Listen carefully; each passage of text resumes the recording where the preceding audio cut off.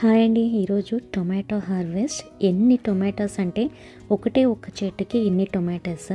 జనరల్గా రోమా టొమాటోస్కి నేను ఇలా గుత్తులుగా పెరగడం చూశాను, ఎందుకంటే లాస్ట్ ఇయర్ నేను ఆ వెరైటీ వేశాను.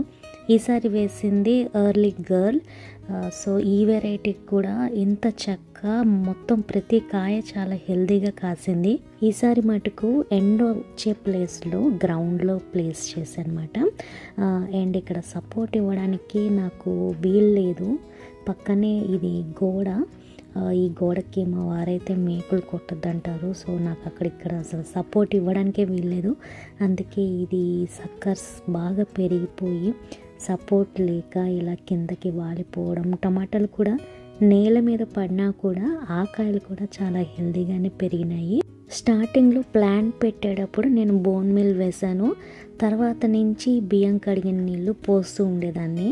సో ఇదొక్కటే చేశానండి. ఆకు కూడా చాలా ఇప్పటికీ ఇంకా మంచి గ్రీన్గా ఉంది, హెల్దీగా ఉంది. ఒక్క పురుగు కూడా రాలేదు. సో ఇది మటుకు ఈసారి పెద్ద హార్వెస్ట్, అంటే టమాటా ఇల్లు అనేది చాలా బాగా వచ్చింది. ఎనీవేస్ ఇది ప్రతి కూరలో కూడా వేసుకోవచ్చు.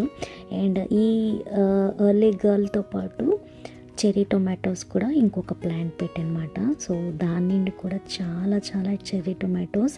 అండ్ చెర్రీ టొమాటోస్ సాలడ్స్లోనే కాకుండా నార్మల్గా మనం పప్పులోకి, పచ్చడిలోకి వీటికి కూడా వేసుకోవచ్చు. సో ఈసారి నేను నైబర్స్తో షేర్ చేసుకున్నాను అండ్ ఇంట్లో కూడా బాగా యూస్ చేసుకున్నాను. సో ఇదండి ఫైనల్గా టొమాటోస్ హార్వెస్ట్.